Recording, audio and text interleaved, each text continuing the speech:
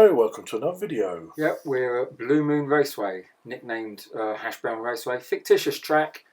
Is it a fictitious track? Yes, it is a fictitious track. And I thought it was a real track in America. No, it's not. It's fictitious.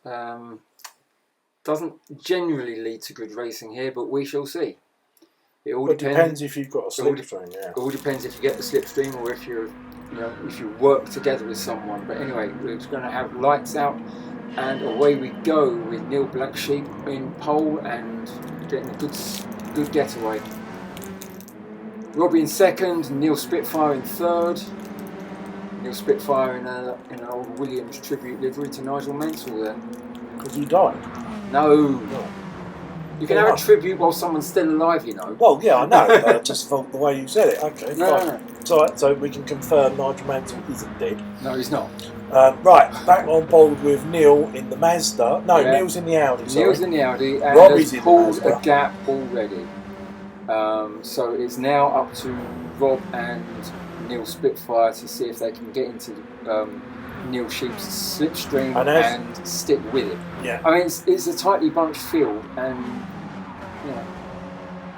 and that's because this corner is called Banked Corner. It's just one of three corners. It's not a great racetrack, this one. There's only really one braking point. I mean, they're approaching the braking point now, so you brake for this one and change down a gear or two. Into the bank corner. Into a bank corner. The second corner that you see on the track map at the top of the screen is flat out. Third corner, it leads back onto the start-finish straight, slight lift. So you've got quite a gaggle of cars there, I have to say. But they're three abreast. They're not really sort of on lap two. You'd expect people to be pushing each other around a bit. This is the thing, and you mention it exactly like that, pushing each other around.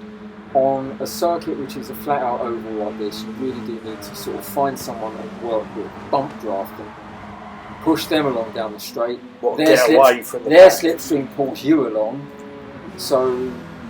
and that's how you pull away from the pack. It looks like Neil and Robbie. But everyone else there is looking. It's every man for himself there by the looks of it. But you want to do that on the last lap. You want to do that on the last lap. I mean, Neil went into this race saying you do not want to be in first place coming into the last lap, but he has got such a gap already.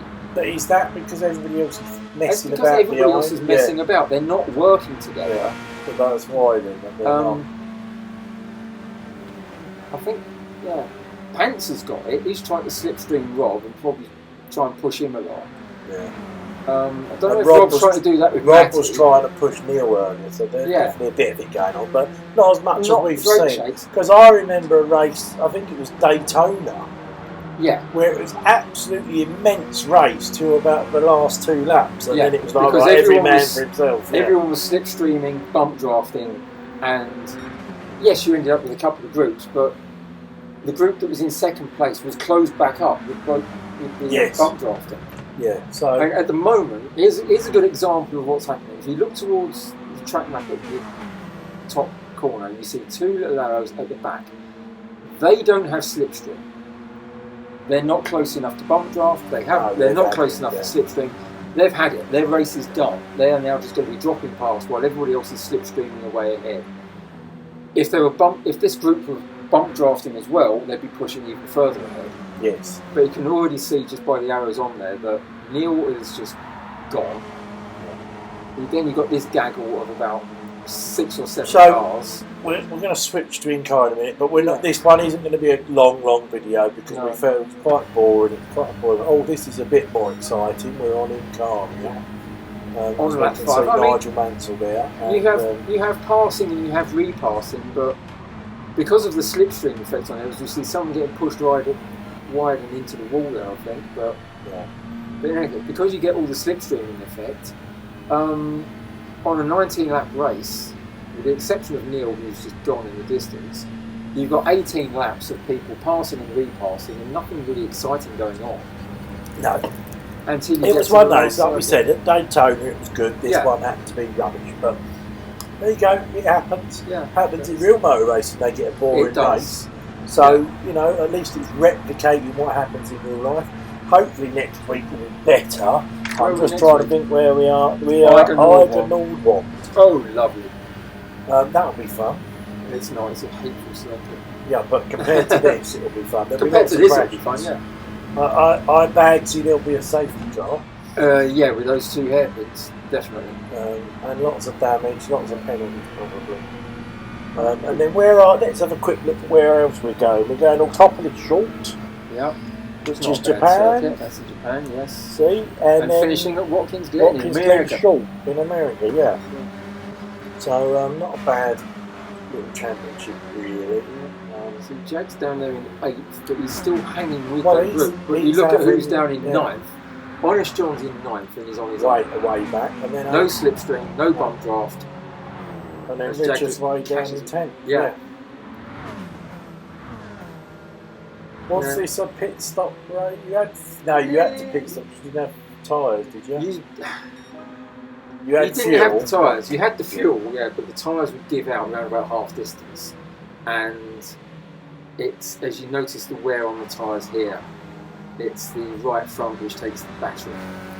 And unfortunately, if you let that tyre go completely red, you're just going to understeer into the wall. Should mention on here that because of the walls and the potential for wall riding. Oh, hello Richard, you're all on your own. I like the livery though, to be fair there. Nice livery, but yeah, look, no one in front, no one behind, in a car that's not the quickest round here either.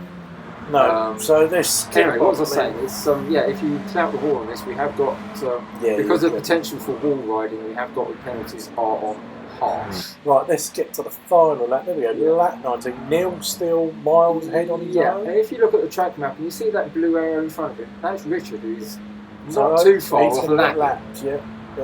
Well, there you go. So that's what happens if you lose the slipstream and you've got no one to work with, you're out there on your own. Well, Neil might be out of bump drafting in a minute. Yeah, I don't think Neil's going to do that. I think Richard would be perfectly happy, in all honesty, for Neil to put a lap on him so he didn't have to complete the final lap. But unfortunately, complete the final lap he's going to have to do because he's just crossing the line now as Neil comes out the final turn. To go across the start-finish line, yeah, he wins it by a country mile. He's almost got the length of the start-finish straight. Robbie in second here. Robbie in second, and Matty in third. But 2 Mazda's quite strong there. Yeah. It's not going to suit every circuit though, but not a great track this one. No. I should point out that I really don't like it when people show very across the line by sticking the handbrake on. Well, I always do that. Yeah. Very close 6th and 7th as well. So but there you go. So that's that one down. So we will see you next week behind an Nordwand, hopefully. Yeah, you will. Hit the like if you liked it, and we'll see you then. Bye.